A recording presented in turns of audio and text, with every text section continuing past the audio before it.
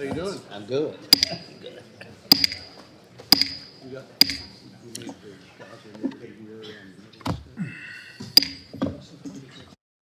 Good morning.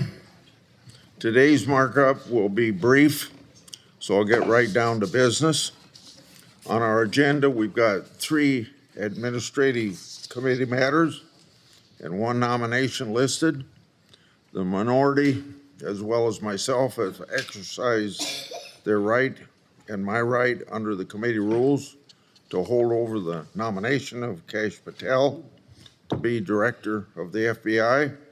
So that nomination is held over. Before we turn to administrative matters, I'd like to point out that committee Democrats are establishing a double standard by forcing us to meet this morning. Last Congress, Republicans routinely required the committee to meet in person, did not require the committee to meet in person just to hold over nominations. Republicans extended this courtesy at least 17 times last Congress, even when very controversial nominees were on the agenda. But now that Republicans are in the majority, Democrats on this committee are not extending the same practice to us. Our committee works best when both sides uphold norms regardless of which party holds the majority at any one time. I'm disappointed that my colleagues aren't reciprocating a courtesy we extended in good faith when we were in the minority. Now I'll be glad to turn to Ranking Member Durbin, and then we'll take up the administrative matters that we have to deal with. Chairman Grassley, you're right. What you said is true. Under Chairman Graham, we tried to avoid meeting if it wasn't absolutely necessary, and we did that on a bipartisan basis. And I think I speak for the Democratic side. We hope to return to that model. This is an extraordinary nomination, the Kash Patel nomination, that leads us to want to meet today to spend a moment. We sent a letter. We received similar letters from the Republicans in the past asking for another hearing on Mr. Patel. And the obvious response from the Republican side is we've already had our hearing. We're not going to have another one. I'm disappointed, not surprised, but disappointed, because I think there are several things that we have to acknowledge. Number one, this is an unusual nomination. Unusual, and it's a 10-year nomination. I mean, we decided 50 years ago to reform the selection of the FBI head to make sure that we took politics out of the equation. And so we said 10 years, that's going to transcend at least one president, maybe 2, the service of an individual. So 10 years is a pretty long time, and it, I think, merits extra consideration and review. Secondly, the hearing of this individual raised questions that I'm sure a lot of people were surprised about. Why did we spend so darn much time talking about a musical recording, the J6 choir? We did because Mr. Patel basically denied any knowledge of the creation of this musical enterprise and the people who were involved in it. He was very proud of the musical selection, which he was playing at rallies for President Trump, and he was very much involved in calling these folks political prisoners who had stormed the Capitol on January 6th. And yet, when we asked him about him, he denied that he had any real knowledge of who was involved and what they were doing here. I look at, I'm trying to find one quote. He was on Steve Bannon's show. Mr. Patel claimed he didn't have anything to do with the January 6th prison choir, which includes January 6th rioters who violently assaulted police officers. Here's what he said to Steve Bannon, quote, "We got this idea to record the January 6th prisoners who recite the national anthem every night from the DC prison. Then we took that to the studio, so we mastered and digitized it." I mean, that's a direct contradiction under oath of his involvement. What difference does it make? A recording, come on, Durbin, move on. The recording was of political prisoners who stormed this Capitol and assaulted 140 of our best and brightest and most well-trained people that guard us every single day, the Capitol Police and their DC counterparts.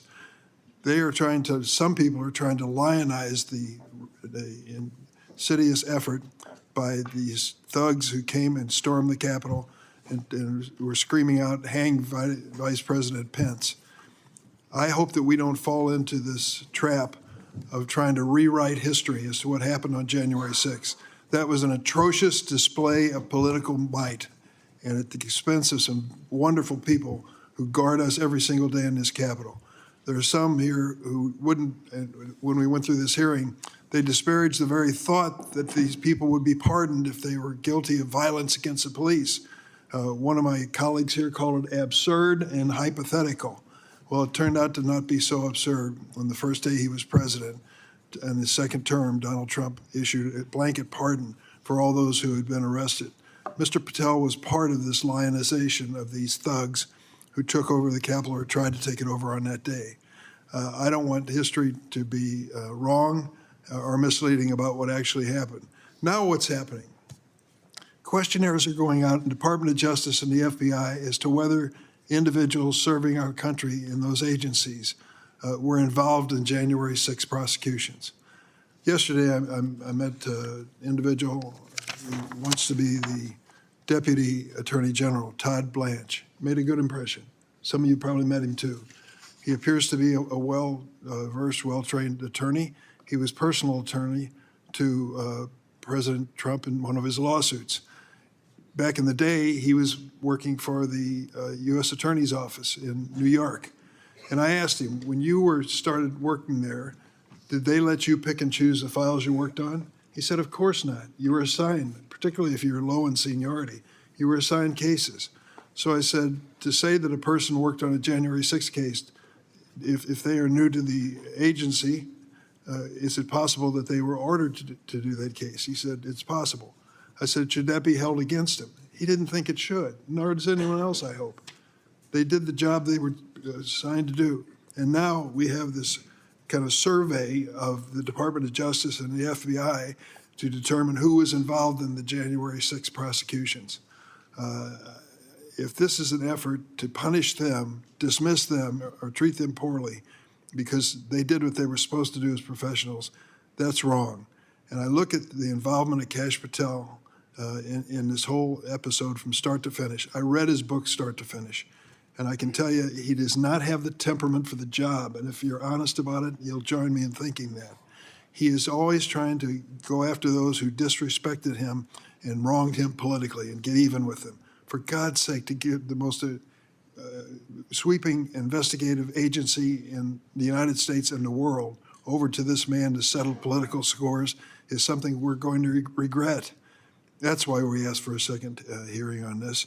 I hope that we don't have to do it again, and I hope that some members on the Republican side will think twice on this issue. Okay. Now for the business of the committee. Mr. Chairman. Listen, I'd rather do our administrative business. Then can I speak? I wasn't planning on anybody speaking.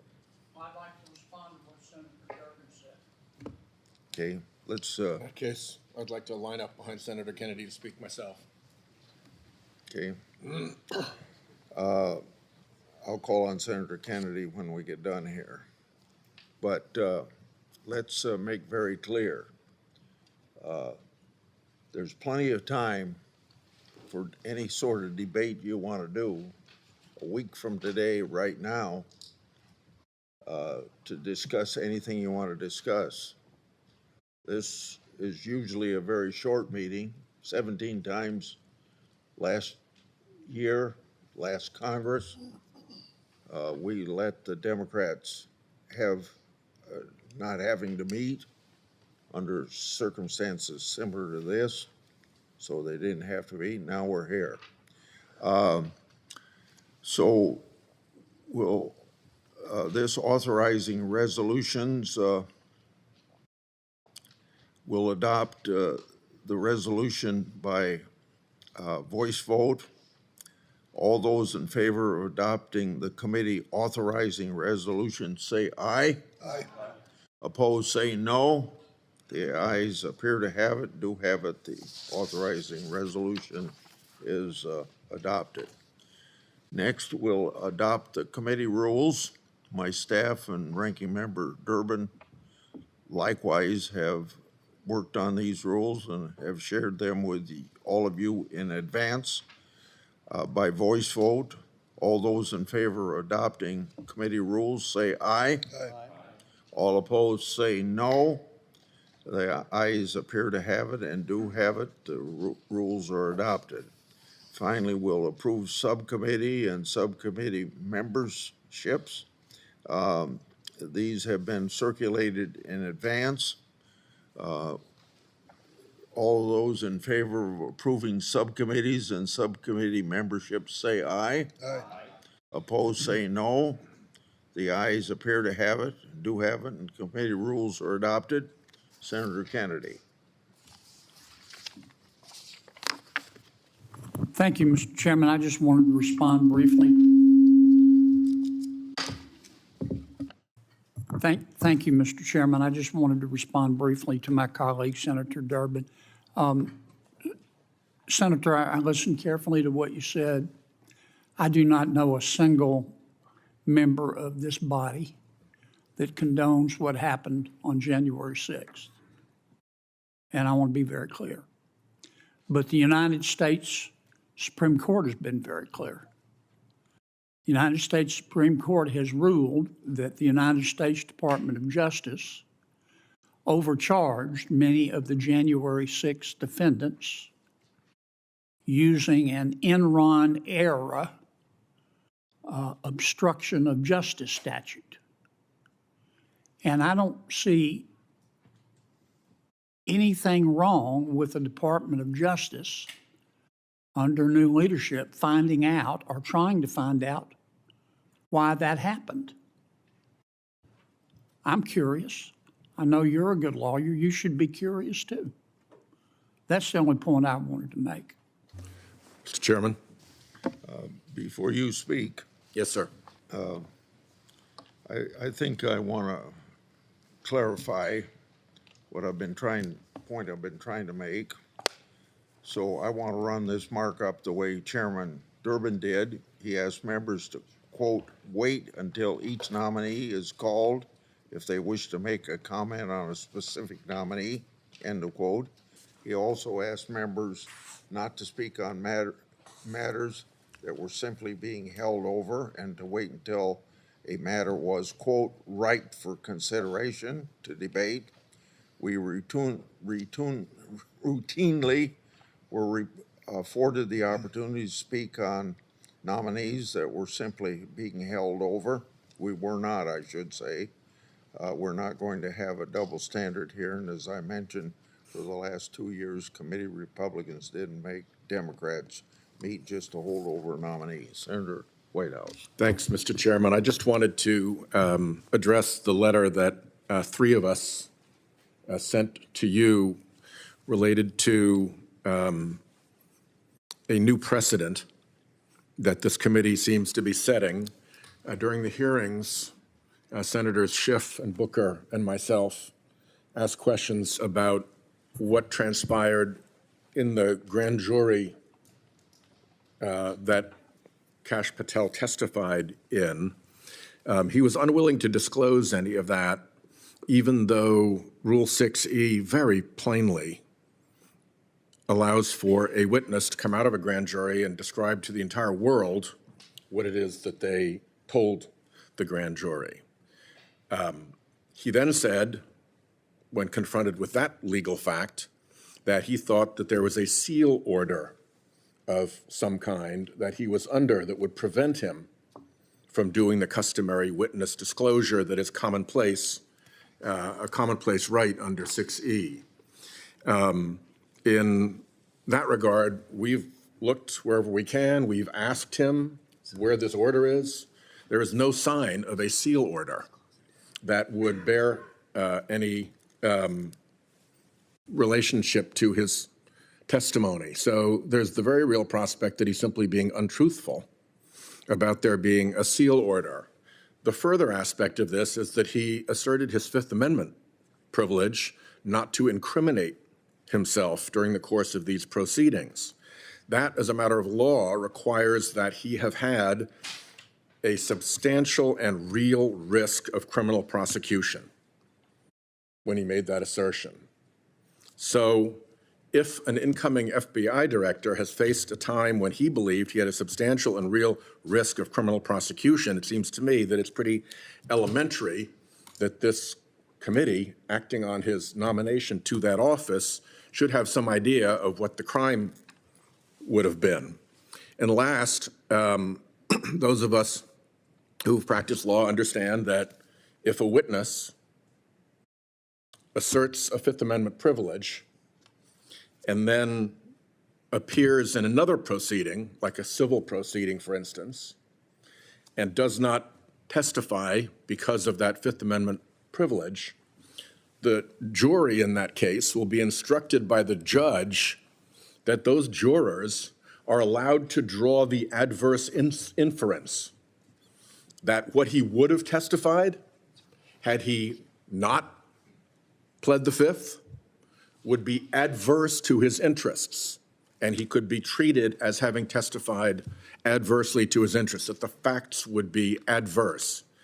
So if a court, a regular district court in a regular trial, can draw that adverse interest about what is behind a Fifth Amendment assertion, then damn, this committee ought to be able to draw the same adverse interest or have that, adverse inference, or have that adverse inference dispelled by having this individual actually testify about it. If we want to do this in closed session, if we want to do this with some safeguards, all of that is fine.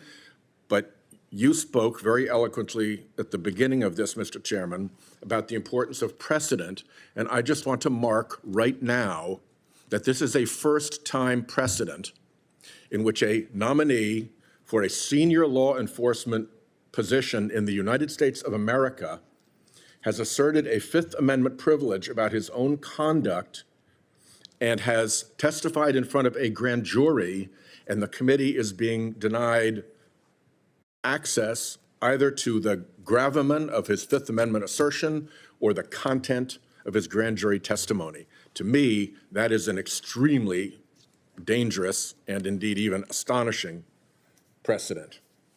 And I'll ask that the letter that we sent be put into the record. Without objection, will be meetings adjourned. Good.